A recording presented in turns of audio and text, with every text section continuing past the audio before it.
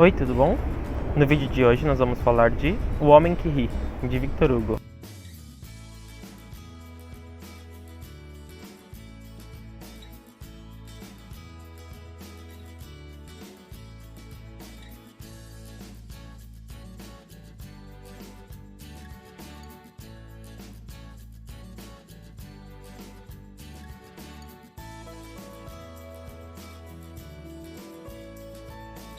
Bom, você com certeza deve conhecer aquele personagem, o Coringa, que é o vilão do Batman, um dos vilões mais famosos das histórias em quadrinhos, dos cinemas.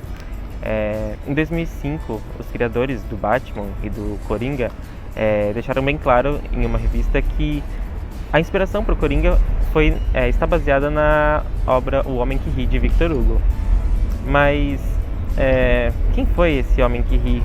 Esse livro de 1869 é uma obra clássica, assim, como que ela consegue ser inspiração para um personagem icônico dos dias atuais? A história começa em Portland, na costa da Inglaterra. A história começa com um menino de nome Gwynplaine. Ele está tentando ajudar os adultos a tirarem o barco da costa e colocarem ao mar.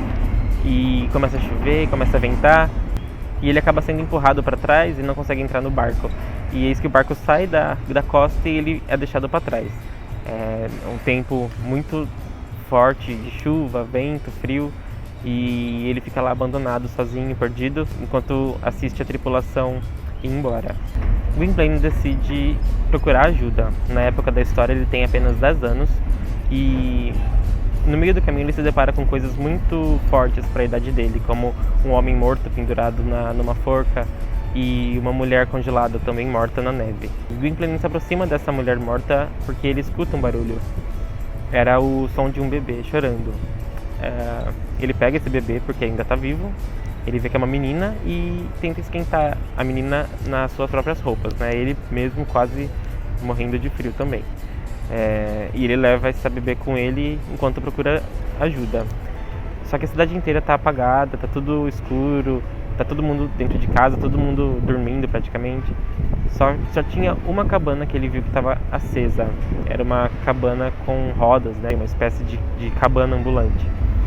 E ele decide pedir ajuda lá. Ele bate na porta e quem aparece é o Ursus. O Ursus é um senhor icônico, ele é filósofo, ele é poeta, ele é religioso, ele é médico. Ele é muito engraçado na história, ele tem altos e baixos que você pensa, como assim, ele tá sendo legal, tá sendo rude com as pessoas?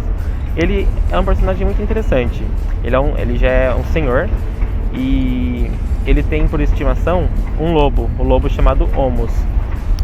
Esse é um jogo de palavras do autor, o Victor Hugo fala que o Homus foi batizado pelo Ursus e o próprio Ursus foi batizado por ele mesmo, porque ele achou que seria engraçado colocar o nome de um animal em um homem e o nome de homem em um animal.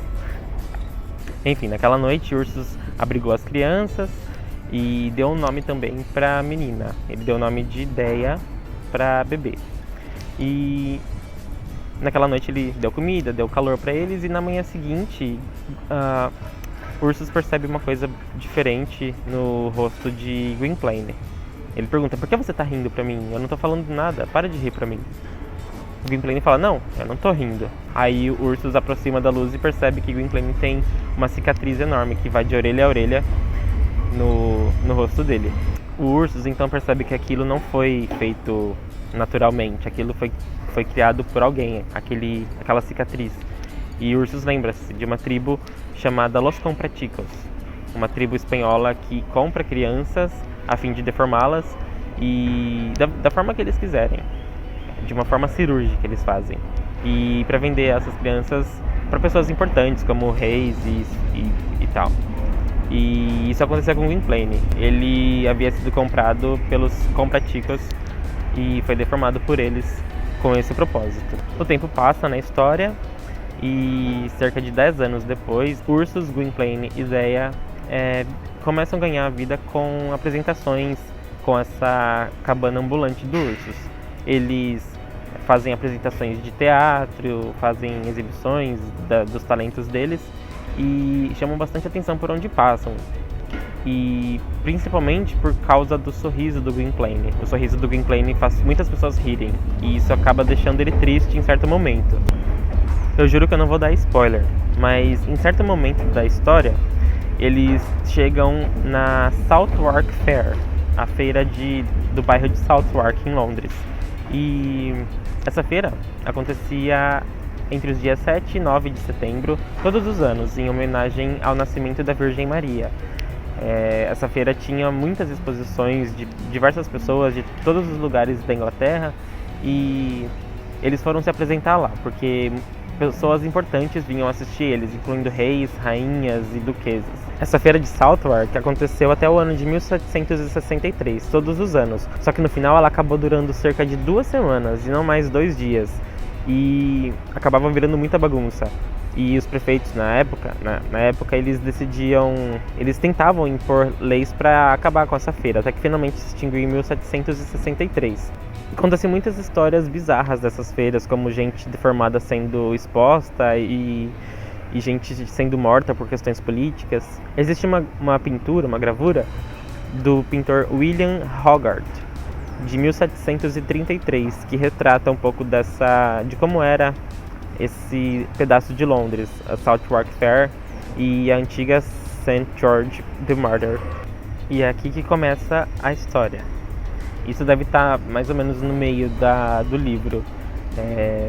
Eu juro de verdade que eu não estou dando spoiler, porque o Victor Hugo faz muitas digressões, ele dá muitos detalhes sobre muita coisa, então fica tranquilo que até essa parte é bastante história e curiosidade que o Victor Hugo coloca no livro, mas é bem isso mesmo. Até a metade do livro, na metade do livro que começa a história. O Ursus, o Gwynplaine, a Deia e a trupe deles, eles vão se apresentar na Southwark Fair, e certo dia eles se deparam com a presença da duquesa Josiane. Ela é irmã da rainha Ana, filha bastarda do rei Jaime II. A duquesa Josiane assiste a peça do Gwynplaine com a Deia.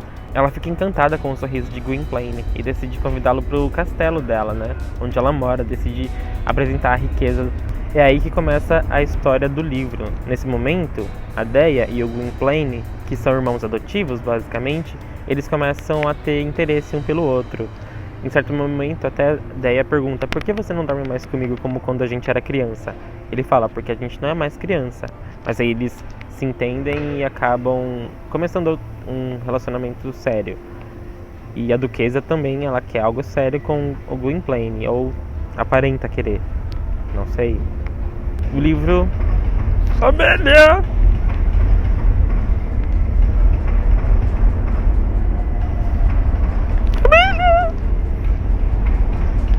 A história gira em torno desses personagens, do Gwynplaine e a Deia e a duquesa com o seu castelo, e o Ursus representando o pai deles, enquanto que o livro mostra muitas questões sociais daquela época que talvez sejam aplicadas em algumas sociedades ainda dos dias atuais. Mostra bastante também a divisão entre as classes daquela época, mostra muita questão política, de como as classes mais altas tratavam as mais baixas e como as mais baixas lutavam para serem vistas. Victor Hugo mostra isso de uma forma... ele não poderia fazer melhor.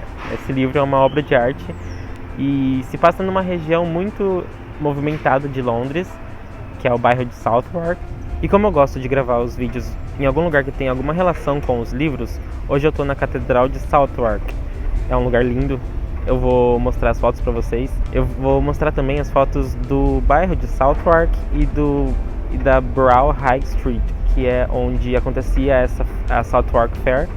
E hoje, né, com certeza já está bem diferente. Tem o Brough Market também, que é aqui bem na frente da Catedral de Southwark. Só uma curiosidade sobre as obras do Victor Hugo. O Homem que Ri faz parte de uma trilogia, assim como a trilogia da Fatalidade, que inclui Os Miseráveis, O Corcunda de Notre Dame e Os Trabalhadores do Mar. Essa trilogia, o Homem que Ri, só tem 2 livros. O Victor Hugo, ele conta que O Homem que Ri se chamaria A Aristocracia. O segundo livro seria chamado A Monarquia e o terceiro livro, 93, seria chamado. Só que o segundo livro nunca foi escrito. Ele não conseguiu terminar essa obra e não foi completado, não foi terminado. Então só existem O Homem que Ri e 93. Esses dois livros dessa trilogia do Homem que Ri. Eu espero que você tenha gostado desse vídeo. E se você gostou, e mesmo se você não gostou, você deixa seu like, você comenta aqui embaixo, você compartilha com os seus amigos, porque aqui é muita história. Eu cheguei, era 9 da manhã aqui e tem muita história, tem muita coisa pra conhecer em menos de 200 metros, assim, sabe? É muito legal conhecer, visitar os lugares das histórias que a gente gosta de ler. Então, sem mais, é isso. Tchau, tchau.